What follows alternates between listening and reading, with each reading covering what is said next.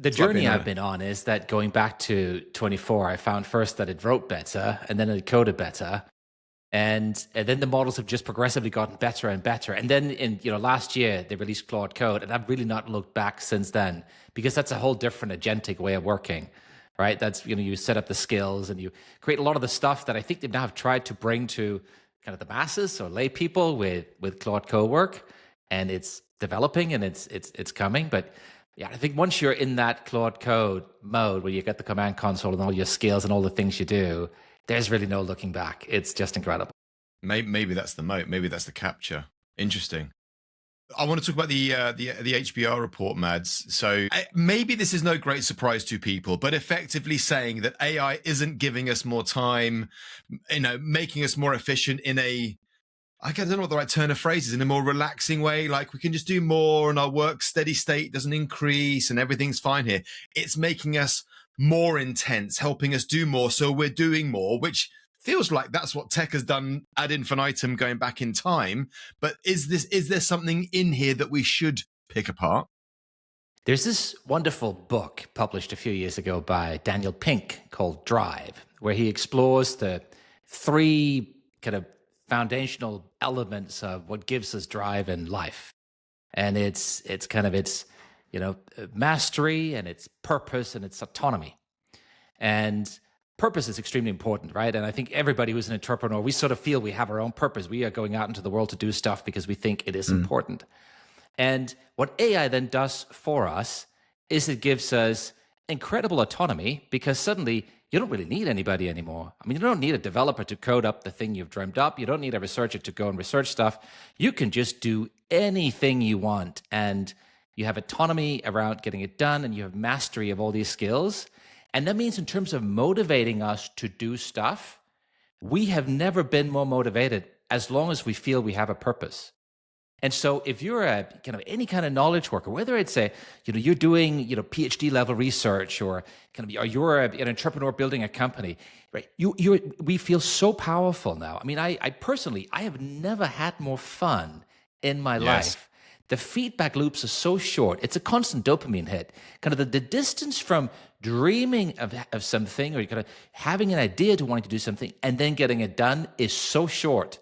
And so, even historically, you might get a little bit tired, or you're like, oh, my thinking is not as sharp. Well, with the AI is really there to give you a lot of support, even on the thinking and on all the masses of data you got to process. So that means that you can go on for longer. You get this constant dopamine hit. And I think when you look at the HBR study, that's really what it's getting to, is that work is more fun than it's ever been before, and therefore we end up working a lot.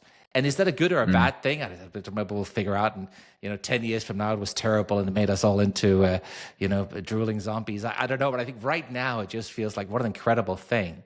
It's not like we're sitting on TikTok and just passively scrolling. You're doing stuff. You're building things. You're making things happen. I think it's very exciting. Sam, what are your main? I mean, you're a man of many hats. You're doing lots of things. You're investing. You're building. You're still relatively new to the region, I imagine, building network and exploring, researching people and things. But have you got any specific use cases that you are an AI fan of? For me, a big thing, I mean, obviously, when it comes to the massive benefit and upside of AI, I think from a creativity, like as we just spoke, right? Whatever you're building, whether that could be something media related, tech related, etc. For me, the biggest use case has been in media, right? And how can we not only pull from more information sources, how can I then actually look across this region where news is published in many different languages? News outside of this region about this region is published in many different languages. How can I then not only track that, how can I then kind of take the insights from that and then create it into some sort of content that I find usable? That's obviously the first thing. I am what I would consider to be a very arguably boring low-level user of AI, and I know that might come as a bit of a surprise, but hear me out here. I like to test AI before I would buy most things. Right. So, for example, at the end of every day, I will now sit with Claude. It used to be ChatGPT, and I will just run through everything I've eaten in the day and ask Claude to be my nutritionist. Right. And, even here where you could access, a personal nutritionist relatively cheaply, or a personal trainer, etc., cheaply. I'm like, okay, let's bring AI in and let it take me 60, 70, maybe even 80% of the way to figure out whether or not this is actually worth spending money on to get someone who's arguably a professional with this. What I find now is that because of the proliferation of AI, even if you do bring a professional in, you end up kind of getting the same output anyway, because that individual uses AI to just help scale their own operation or what they're doing. So I'm not sure it necessarily, adds a huge amount when you do go to, I don't know, like a real human for something like that. So those, I mean, those are the use cases really, really for me. I like testing my ideas with AI heavily, right? So just, I have this view, or, I've read this article. What do you think about this? These are how I'm thinking. And just those kind of basic assumptions. But for me, it has impressed me how far you could go with AI before you need to make the kind of real human physical jump. And that, you go into conversations more informed. I'm sure I know you guys at Super C kind of go into investment conversations with that prepared mind thesis, right? And it's the same for me. I just find it's a really useful tool for kind of sharpening yourself up and getting you 60, 70, 80% of the way. I think the issue comes when you believe that it can take you 100% of the way. And I'm not sure we're there yet, right? That's my belief. Let me build on that for a second, because I think in many ways you're right. There's still of course there's a place for qualified physicians, kind of doctors who've studied for many years. But have you ever had a situation where you or maybe somebody you knew had some kind of ailment, and they'd go to a specialist and they would diagnose them, and they would get one kind of diagnosis, one prescription, and they'd go to another specialist and they'd get a slightly different diagnosis and slightly different prescription? We've always had this idea of getting a kind of a second opinion. There's nothing wrong with that as such. But kind of my impression is that, even the very highly educated specialists, they are bound by kind of the human condition of only being able to hold so much in our heads, and only being able to read so many articles, and only having so much knowledge.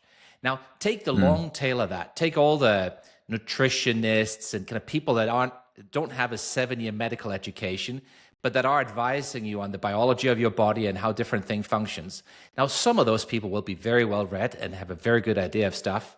But my suspicion is, and it's maybe also personal experience, is there's actually a lot of people that aren't academically that rigorous.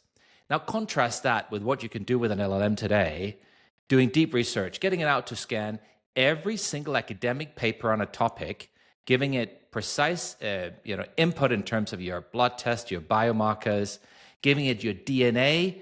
I had a situation where I had a particular deficiency of a mineral. I fed it my DNA tests, and it quickly came up and said, well, listen, you've got this particular marker there in this variant. That means such and such and such, according to these academic papers. Do you know what? I think if I was going to go through and try and find specialists that could advise me on that, that would have been quite a complicated process. I'm not sure my local GP could have done that. For sure. At least not without taking several days of going through stuff. So yes, of course, there's a role for qualified physicians.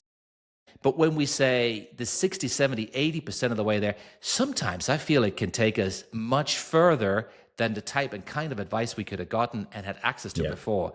And I think that's really exciting. I agree. I think it's super exciting. I think my skepticism on that, like 10, 20, maybe even 30% less, is because of the fact that as human beings, we're often very happy to make a clear-cut decision, right? And we'll say, okay, I'm standing behind X, Y, and Z research or experience, and this is what you should do. I'll give you an example. I was with my dad, and he was looking at a particular stock, and he put it in. He was actually using Copilot, and he put it in, and he said, hey, tell me what you think is going to happen with this stock. And I said, well, obviously it's going to come back to you and it's going to say, it could go up, it could go down. and naturally, that's exactly what it did do, right? It didn't really have a strong opinion. It couldn't really make a clear-cut decision. Whereas, had you gone to an IFA or a wealth manager, they probably maybe also would have said the same thing just because of how those guys operate. But at the same time, they would have had a stronger opinion either way and maybe a little bit more bias. I think in the nutritionist, like, again, maybe we're going off topic here, but like the physician, clinician, anyone in that space, what I like about the tools is that they often don't come in with like what I would call like a research bias or research relevancy bias, which is they're not just going to give you the insight that they got in the last piece of research they read, right? And therefore they're saying, this is what you should do. And it's not actually what you should do. It's just, it's the last thing that they read or that they consumed that you should do. Does that make sense? And I think whereas with AI, what we're doing is looking at it and going, okay, I have access to all of this information with a far greater degree of context. And therefore, I'm then able to make a kind of personalized recommendation and tailor that. And that's exciting. That's exciting. I just think it's interesting, you know, and again, we're in a bubble somewhat, right? Because we're using this tech every single day. And when I speak to friends who aren't in this world, you know, the stuff that they're using GPT or Claude for, you know, it'll be recipes or, you know, can you tell me the best restaurants in this area? It's, I would argue, more search engine rather than thinking about how does this replace or how does this get you part of the way to accessing a knowledge worker and their insight. So yeah, it's a really interesting time. And you definitely, I think from our perspective, see a wide range of kind of use cases. And it's really interesting to see, I think, how people use these tools. It's going to be fascinating how, I mean, using health as an example, how you get such a broad context. You get to see the world through not just one vertical specialism, but how everything interconnects. And I think that is going to be game changing. The other thing that I think is going to be game changing is the access to the right knowledge at the right time.